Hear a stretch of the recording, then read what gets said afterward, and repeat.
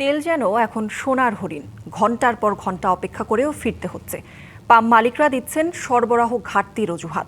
এ নিয়ে উত্তেজনা ও বাকবিতণ্ডার ঘটনাও ঘটছে। কোথাও কোথাও খোলা বাজারে বিক্রি হচ্ছে চড়া দামে। জ্বালানি মন্ত্রীর দাবি, সরবরাহ স্বাভাবিক, মজুত করে সংকট সৃষ্টি করছে কালোবাজারিরা। মধ্যপ্রাচ্য সংঘাতের জেরে দেশে প্রায় এক মাস ধরে জ্বালানি তেলের সংকট। তেল না থাকার নোটিশ অনেক ফিলিং স্টেশনে, কোথাও আবার দীর্ঘ অপেক্ষার পরও মিলছে না চাহিদা মতো। চট্টগ্রাম নগরীর ফিলিং স্টেশনগুলোতে সকাল থেকেই গ্রাহকের লম্বা সারি, ঘন্টার পর ঘন্টা অপেক্ষার পরও তেল না পেয়ে ফিরে যাওয়ার অভিযোগ অনেকের। এক পাম্পে দিচ্ছে আর 10 পাম্পে তো দিচ্ছে না। সরকার বলতেছে তেল আছে, পাম্পে বলতেছে তেল নাই। 10 টাকা আর দিব এখন? সাধারণ মানুষের ভোগান্তি। সকাল 8টা থেকে শুরু, তেল যতক্ষণ থাকবে টাঙ্কিতে ততক্ষণ দিব।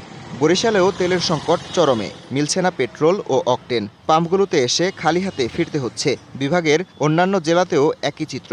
যোগাযোগের পাশাপাশি ব্যাহত হচ্ছে ব্যবসায়িক কার্যক্রম।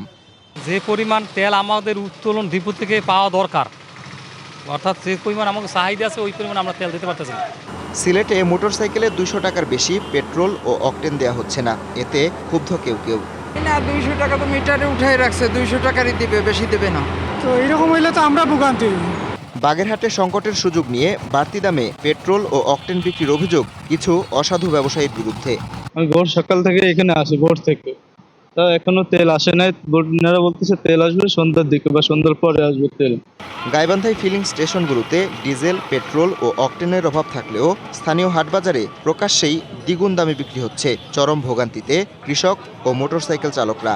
তারা বলতেছে যে তেল নাই, তেল আসবে, এরকম হাজার হাজার মানুষ আসতেছে, কিন্তু এখনো তেল আসে নাই, বা বলতেছে এক এক সময় এক এক কথা বলতেছে। অল্প কিছু করে তেল দিত, আমরা ঢাকাগামী হতে সামনের পাম্প থেকে কালেক্ট করতাম, আমরা যাইতে পারতাম। মজুত ফুরিয়ে যাওয়ায় নারায়ণগঞ্জের বিভিন্ন ফিলিং স্টেশনে অকটেন ও পেট্রোল বিক্রি বন্ধ। নগদ নিয়ে এলো হার না মানা হার অফার। সর্বনিম্ন 10,000 টাকা রেমিটেন্স নগদে পাঠালে থাকছে স্বর্ণের হার জেতার সুযোগ।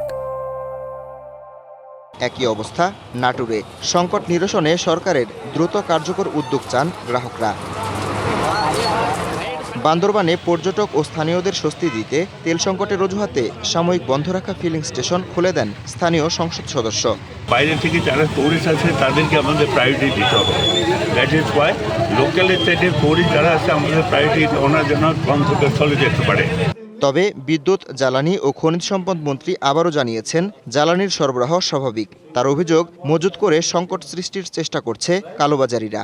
তেলের তো আমাদের সমস্যা নেই, আমি তো বারে বারে বলছি। যুদ্ধের কারণে মানুষ সব তেল সংগ্রহ করা শুরু করেছে, যার ফলে ওই পেট্রোল পাম্প যেদিন সারাদিনে যেটা বেচত সেটা 3-2 ঘন্টায় বিক্রি হয়ে যায়। হঠাৎ করে বেড়ে যাওয়ার মধ্যে দুর্নীতি আছে এবং সেটা ব্ল্যাক মার্কেটিং হচ্ছে।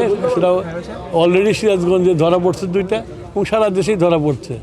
এদিকে শেরপুর শহরের একটি বহুতল আবাসিক ভবন থেকে 25,000 লিটার ডিজেল জব্দ করা হয়েছে। মজুতের অপরাধে জরিমানা করা হয় মেসার্স শিমলা ট্রেডার্সের মালিক তাপস নন্দীকে। DBC news desk.